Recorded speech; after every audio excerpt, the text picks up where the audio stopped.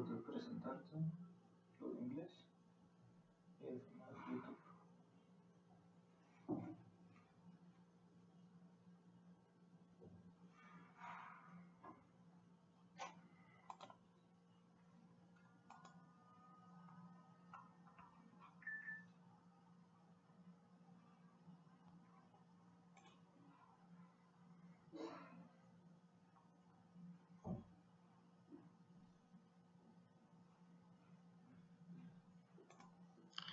Hola, buenas noches. Aquí soy el Dr. Santos Acosta con Pocket Instructor y vamos a seguir aquí a terminar penicilinas con las antipseudomonas. Como lo dice el nombre, se usan para bacilos gram negativos, específicamente Pseudomonas aeruginosa. ¿Cuáles son los que vamos a usar? Son la ticarcilina, piperacilina, tazobactam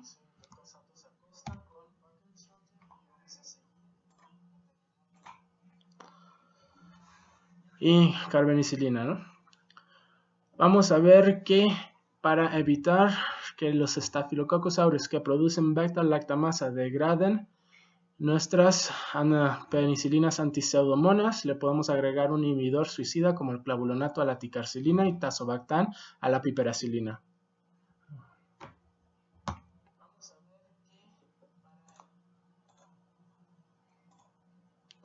Ok, como ya se dieron cuenta por mi acento, el español no es mi primer idioma, entonces vamos a hacer una pregunta en inglés. Vamos a poner una 30-year-old female patient in the intensive care unit with mechanical ventilation was intubated 4 weeks ago. Endotracheal aspirations reveals green sputum and chest x-ray reveals generalized pulmonary infiltration. What's the most likely etiologic agent and what's the empiric therapy? Okay. Entonces tenemos una mujer de 30 años en la unidad de cuidados intensivos, intubada desde hace 4 semanas y pues le aspiramos el aspirado endotraqueal, nos da un esputo verde y tenemos una radiografía de tórax con infiltrado pulmonar. Entonces tenemos una neumonía en un paciente con ventilador. Siempre que tenemos un paciente con ventilador, tenemos que preocuparnos por Pseudomonas aeruginosa. La Pseudomonas aeruginosa se da principalmente en neumonías secundarias a ventilación mecánica y también en quemaduras. Siempre que le revisamos una herida a un paciente quemado, tenemos que checar si el pus no es verde. Si es verde, tenemos que sospechar Pseudomonas aeruginosa. ¿Y qué acabamos de decir? Que le vamos a dar piperacilina y lo podemos combinar con el tazobactam, un inhibidor suicida, y ticarcilina que lo podemos combinar con clavulonato. Otros antibióticos incluyen las cefalosporinas de tercera generación como la ceftazidima y cefaperazona, también se pueden usar contra pseudomona. Cefalosporinas de cuarta generación como la cefepima. Los carbapenémicos, que son los beta-lactámicos más potentes que tenemos. El astreonam, que es el monobactámico. Todos estos antibióticos podemos usarlos en el tratamiento de Pseudomonas aeruginosa, que lo vamos a sospechar en un paciente quemado con pus verde, un paciente con intubado, con un ventilador mecánico que tiene esputo verdoso. La siguiente pregunta. Newborn with diagnosis of neonatal sepsis, blood culture revealed gram-positive bacilli. What's the most likely etiologic agent and the empiric therapy? Tenemos un recién nacido con sepsis neonatal. Un hemocultivo revela bacilos gram positivos. ¿Cuál es el agente etiológico más probable? Y la terapia empírica, ¿no? Tenemos que ya hablamos de sepsis neonatal. Los neonatos tienen una inmunodeficiencia, todavía no se desarrolla bien su sistema inmune. Entonces tenemos que pensar en Listeria monocitógenes. Listeria monocitógenes es un bacilo gram positivo que aquí nos confirma. Entonces vamos a pensar en él como el agente etiológico. Y ya hablamos de qué podemos usar contra Listeria monocitógenes, una ampicilina o una ampicilina con un aminoglucósido. Un aminoglucósido sería como amicacina. Siguiente pregunta. 24-year-old female patient with a positive HCG test and ultrasound that confirms pregnancy and presents to start prenatal care. Routine test for HIV and VDRL reveals HIV negative and VDRL positive results. What would you do in this situation? Tenemos una mujer de 24 años y aquí nos dice que la prueba de gonadotropina coriónica humana, HCG, y un ultrasonido que confirma que está embarazada. Entonces, una prueba de embarazo positiva y un ultrasonido que nos dice que está embarazada. Entonces viene para iniciar su cuidado prenatal. Entre las pruebas principales que le tenemos que hacer a una embarazada es para VIH y el VDRL, que el VDRL por sus siglas en inglés es el Laboratorio de Investigación de Enfermedades Venéreas y lo usamos principalmente para detectar si hay sífilis. Ya hablamos que la sífilis como tal todavía se puede tratar por la penicilina, ¿no? Entonces, si tenemos un VDRL positivo, la paciente es positivo para sífilis. Entonces, ¿qué hacemos? Le administramos penicilina G benzatínica, es dosis única, funciona perfectamente para sífilis. A ver. Ahora vamos a seguir, ya terminamos al final con las penicilinas. Las cefalosporinas de primera generación incluyen cefazolina y cefalexina.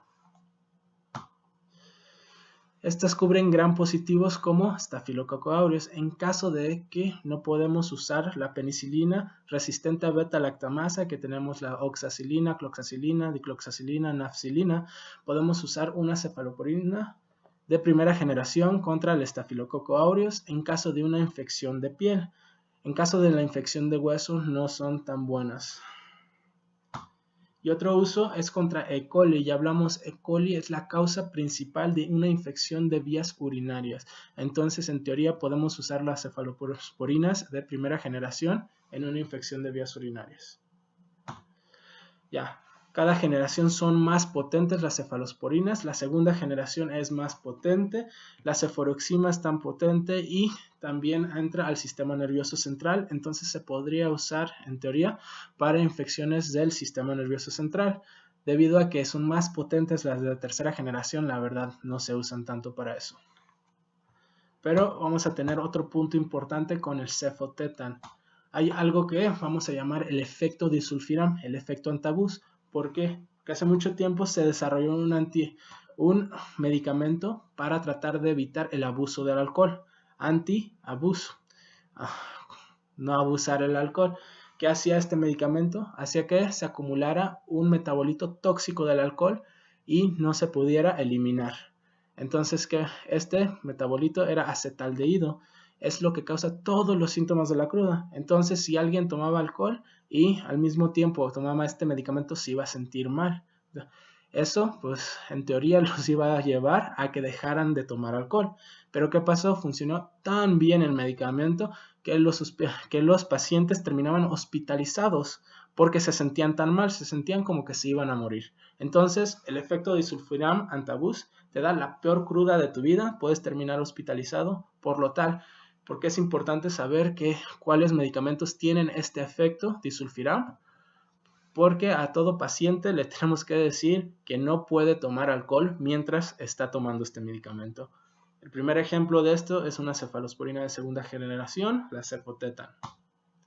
Tercera generación también tenemos otra cefalosporina, la cefoperazona, que también tiene efecto disulfiram. Entonces no pueden tomar alcohol mientras están tomando cefoperazona. En general, la más usada, que todos reconocen, es la ceftriaxona, otra es la ceftazidima. Vamos a ver que las cefalosporinas de tercera generación tienen tan amplio espectro que se consideran útiles para tratamiento empírico en una sepsis. Es una sepsis, ya hablamos que es una infección que ya se encuentra en la sangre y en caso de que no sabemos qué es la razón, pues una cefalosporina de tercera generación es una buena opción. Son tan potentes que es más fácil hablar de qué no cubren. Un ejemplo de lo que no cubren es el enterococo, pero ya hablamos que las aminopenicilinas sí pueden contra el enterococo, especialmente la ampicilina o una ampicilina con un aminoglucósido como amicacina. Acá vamos a hablar también de Listeria monocytogenes, que la pensamos en ella en caso de una sepsis neonatal, que no sabemos cuál es el microorganismo, le tenemos que cubrir Listeria monocytogenes, le damos ampicilina, amicacina. También hablamos de la Staphylococcus aureus resistente a meticilina. Hablamos que aquí hay un cambio de penicilina de unión de una proteína de unión a penicilina. Entonces, si la proteína de unión a penicilina no existe, no solo la meticilina no se puede unir, ningún beta-lactámico funciona contra este Staphylococcus aureus. Entonces nos tenemos que salir de esta categoría. Vancomicina es una buena elección en caso de Staphylococcus aureus resistente a meticilina. Y finalmente los atípicos, llamados así porque tienen una pared celular atípica. Normalmente todas las paredes celulares se componen principalmente de peptidoglucano. El peptidoglucano forma una parte importante de las paredes celular bacteriana. Y de hecho es tan importante que aquí es donde actúan los beta-lactámicos. Los beta-lactámicos alteran la producción del peptidoglucano. Entonces, si no tienen peptidoglucano, pues no hay forma que un beta-lactámico o una cefalosporina de tercera generación le va a afectar. Entonces, en general, vamos a tener que Staphylococcus aureus resistente a meticilina y los atípicos nos tenemos que salir completamente de los beta-lactámicos. Atípicos, normalmente usamos macrólidos o tetraciclinas. Cuarta generación, cefepima, es aún más potente de las cefalosporinas de tercera generación. En caso de que las terceras de la tercera generación no pueden, podemos usar cefepima. Y aún más potente, los más potentes beta-lactámicos, que son los carbapenémicos. Ejemplos de ellos son imipenem y meropenem. En caso de que la sepsis es muy grave, la meningoencefalitis es muy grave, es mejor empezar o tener un carbapenémico como el imipenem y meropenem. Algo importante saber es que el imipenem requiere cilastatina. Normalmente el imipenem se degrada de forma muy rápida por el riñón. Entonces la cilastatina inhibe esa degradación. Si no se administra cilastatina con imipenem, el imipenem no va a llegar a sus dosis terapéuticas. Finalmente vamos a tener los monobactámicos. De los monobactámicos tenemos Astreonam. Normalmente lo usamos para bacilos gram negativos muy potentes como la pseudomonas. Finalmente vamos a llegar a vancomicina. Vancomicina es el único inhibidor de la síntesis de pared bacteriana que no es un beta-lactámico, y esto lo vamos a usar para un bichito que se llama Clostridium difficile. ¿Cuándo nos tenemos que preocupar por Clostridium difficile? Por el sobreuso de antibióticos, que es un problema muy común. Si usamos mucho el antibiótico, no solo va a barrer las bacterias malas, también va a barrer toda la microbiota normal de nuestro intestino. Entonces, Clostridium difficile va a reproducirse tanto que va a llevar algo que se llama colitis pseudomembranosa. Es un problema que requiere tratamiento intrahospitalario. Vamos a tener que el metronidazol es de primera elección para el Clostridium difficile. Después vamos a tener la vancomicina como segunda elección. Clostridium difficile, vamos a tener colitis pseudomembranosa. Otra vamos a hacer que el Staphylococcus aureus resistente a meticilina. Ya hablamos que ningún beta-lactámico puede con él debido a que tiene alterado la proteína de unión a penicilina.